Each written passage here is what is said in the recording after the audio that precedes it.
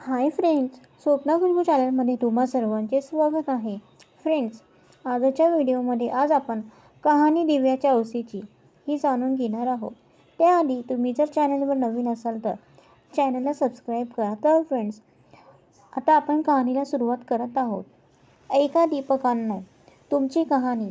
आटपाट नगर होते. तिथे एक राजा होता. त्याला एक सून होती. तिने एके दिवशी घरातला पदार्थ स्वतः खाल्ला आणि उंदरावर आळ घातला. आपल्यावरचा प्रमाद टाळला. इकडे उंदरांनी विचार केला, आपल्यावर उगाच आळ आहे, तेव्हा आपण तिचा सूड घ्यावा. असा सर्वांनी विचार केला. त्यांनी रात्री हिची चोळी पाहुण्यांच्या अंथरुणात नेऊन टाकली.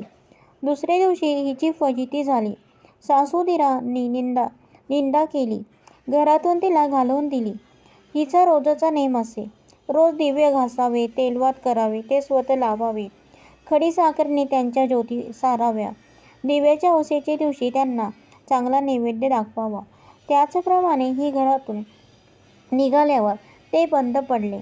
पुढे या औसेच्या दिवशी राजा शिकारी घेऊन येत होता. एका झाडाखाली मुक्कामास उतरला. तिथे त्याच्या दृष्टीस एक चमत्कार पडला. आपले सर्व गावातले दिवे अदृश्य रूप धारण करून झाडावर येऊन बसले आहेत. एकमेकांशी गोष्टी करीत आहेत. कोणाचे घरी जेवावयास काय केले होते, कशी कशी पूजा मिळाली वगैरे चौकशी चालली आहे.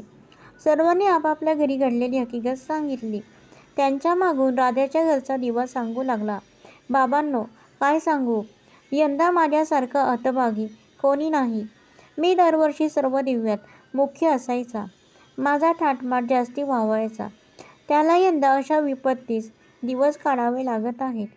इतके म्हटल्यावर त्याला सर्व दीपकांनी विचारले, असे होण्याचे कारण काय? मग तो सांगू लागला, बाबांनो, काय सांगू, मी या गावाच्या राजाच्या घरचा दिवा. त्याची एक सून होती.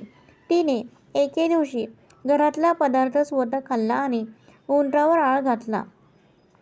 आपल्यावरचा प्रमाद टाळला. इकडे उंदरांनी विचार केला, हा आपल्यावर उगाच आळ घातला आहे, तेव्हा आपण तिचा सूड घ्यावा. असा सर्वांनी विचार केला.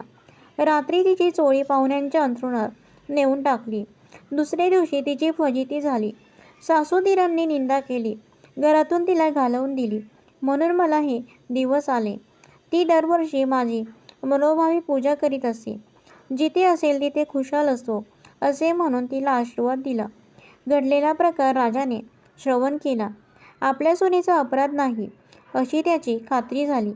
तो घरी आला. कोणी प्रत्यक्ष पाहिले आहे काय म्हणून चौकशी केली. तिला मेना पाठवून घरी आणली. झाल्या गोष्टीची क्षमा मागितली. साऱ्या घरात मुखत्यारी दिली. ती सुखाने रामराज्य करू लागली. तर जसा तिला दीपक पावला आणि तिच्यावरचा आळ टळला, तसा तुमचा आमचा टळो. ही 60 उत्तराची कहाणी 5 उत्तरे सुफळ संपूर्ण. तर फ्रेंड, अशा प्रकारे आपली कथा इथे समाप्त होत आहे.